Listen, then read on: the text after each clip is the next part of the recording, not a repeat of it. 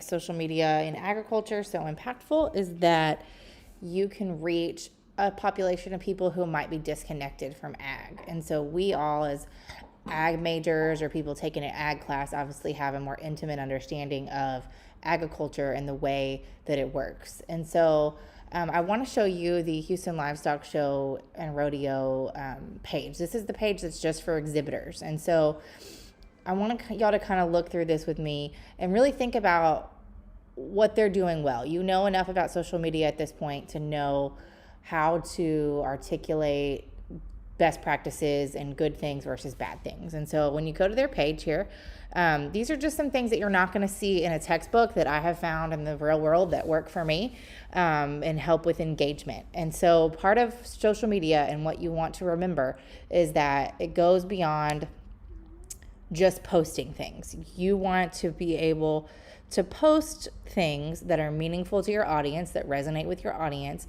and then take it to that next level. You heard me talking about this in the Finding Your Tribe lecture in the panel discussion, that it's more than just sending a post out there and hoping that somebody sees it and just hoping for the best. You have to be strategic in the way that you do things. And so engagement is really where social media can be effective.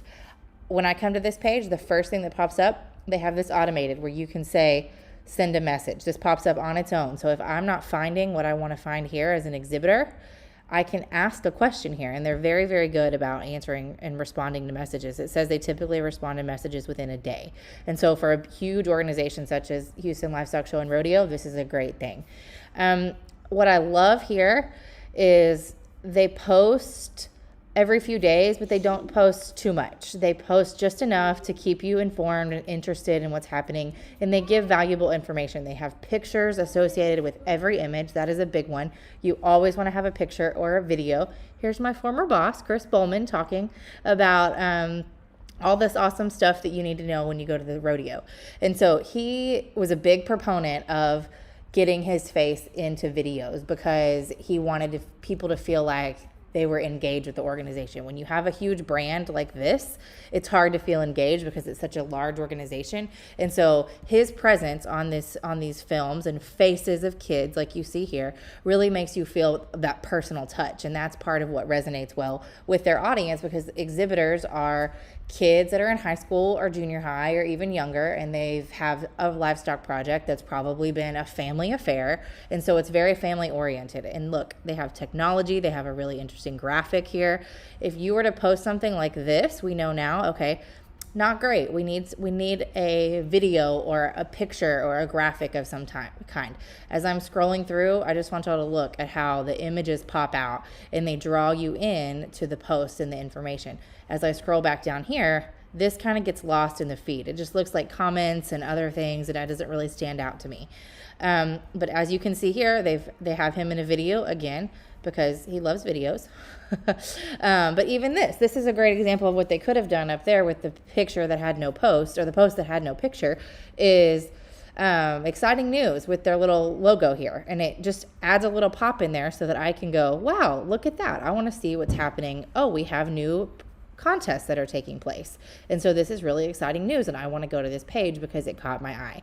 If you think about this on a feed like your news feed, where it's mixed in with family and friends and other pages that you follow, you have to have an image of some type to kind of help you stand apart. The other post that I wanted to show y'all that I thought was really interesting is the use of these emojis. If you think about this is a youth-oriented event. It's a family-oriented event. Most people are engaging with posts on their phones. That's a huge trend right now. It's not even a trend. I think it's here to stay, that people are not going to be on the computer like I am right now. They're going to be engaging with your page on their phone. And so these little images, they look great on the computer here. I'll zoom in a little bit. But y'all know how emojis look on the phone. They pop, they add interest, they add personality. And I think that that's a really smart move on their part, because they've added interest in these little images here that help me, and they make me want to read along and just see, because this is a longer post than what they normally have.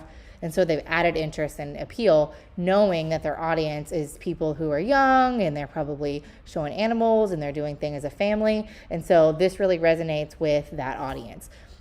If this was some sort of corporate law firm or some big business that was taking care of really serious issues, or something in the healthcare field or something like that, cute little pigs and sheep and microphones and video cameras probably wouldn't resonate as well. It wouldn't really be the right tone.